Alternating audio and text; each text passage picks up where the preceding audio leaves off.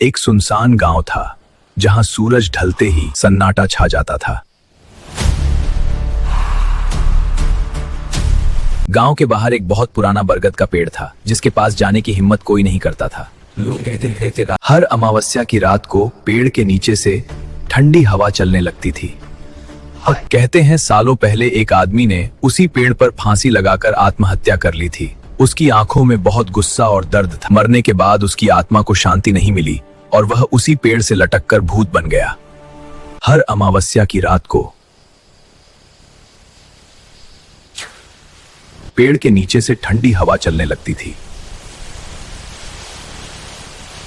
पत्ते बिना हवा के हिलते थे और अचानक छर छर की आवाज आती थी, जैसे कोई लाश रस्सी पर झूल रही हो। जो भी उस रास्ते से गुजरता उसका दिल जोर जोर से धड़क। एक रात रमेश नाम का युवक शराब पीकर रास्ते से गुजर रहा था। उसने हंसते हुए कहा, कोई भूत वूत नहीं होता। तभी उसने देखा बरगद के पेड़ से एक काला साया लटका हुआ है। उसके पैर हवा में झूल रहे थे और गर्दन टेढ़ी थी। तू भी मेरे साथ यहीं रहेगा। अचानक उस साये ने अपनी आंखें खोली, लाल लाल चमकती आंखें। रस्सी चरमराई और भूत धीरे धीरे रमेश की ओर झूलने लगा। उसके मुंह से धीमी आवाज निकली। रमेश की चीख निकल गई, लेकिन आवाज गले में ही अटक गई। उसके पैर मिले से मल गए। भूत का चेहरा जमीन में जैसे जम गए हों। भूत का चेहरा सड़ा हुआ था, बाल चेहरे पर बिखरे थे और जीभ बाहर लटकी हुई थी। अगली सुबह गांव वालों ने देखा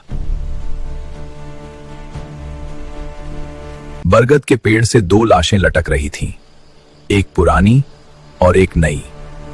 तब से लोग कहते हैं कि वह भूत अकेला नहीं रहना चाहता और हर अमावस्या को नया शिकार ढूंढता है। आज भी अगर रात में उस रास्ते से जाओ तो पीछे से रस्सी के झूलने की आवाज आती है और कोई धीमी फुसफुसाहट।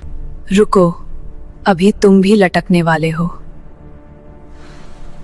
उस घटना के बाद गांव में कोई भी रात को बाहर नहीं निकलता था, लेकिन बरगद के पेड़ के बाहर कर लगे पास से हर रात रोने की आवाज आने लगी। वह रोना इंसान का नहीं था। लोग कहते थे भूत अब और ताकतवर हो गया है। एक रात गांव का चौकीदार लालटेन लेकर पेड़ के पास पहुंचा। अचानक लालटेन की लौ अपने आप बुझ गई। अंधेरे में उसे रस्सी की क्रीक क्रीक आवाज सुनाई दी। उसने ऊपर देखा, वही भूत उल्टा लटका हुआ था, सिर नीचे और पैर ऊपर। भूत की गर्दन 360 डिग्री घूम गई। उसकी हड्डियां चटकने लगी, मुंह धीरे धीरे खुला और काले पानी जैसा खून टपकने लगा। तू देख सकता है मुझे, अब तू बच नहीं पाएगा। चौकीदार भागना चाहता था, लेकिन उसके पैर जमीन में धंस गए। अचानक रस्सी अपने आप खुली और भूत हवा में तैरता हुआ नीचे आया। उसका ठंडा हाथ चौकीदार की गर्दन पर पड़ा। एक झटके में सांस रुक गई। सुबह गांव वालों को चौकीदार नहीं मिला, सिर्फ उसकी लालटेन बरगद के नीचे जली हुई पड़ी थी। पेड़ की एक डाल पर नई रस्सी लटकी थी और उस पर ताजा खून के निशान थे। अब भूत रात में पेड़ से उतरकर गांव में घूमने लगा। पेड़ बाजू पर फलक लटका हुआ है।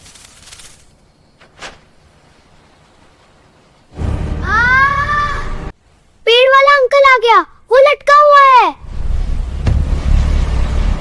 एक रात पूरे गांव की बिजली एक साथ चली गई। अंधेरे में हर घर के बाहर रस्सी के घिसटने की आवाज आई। फिर एक साथ फुसफुसाहट।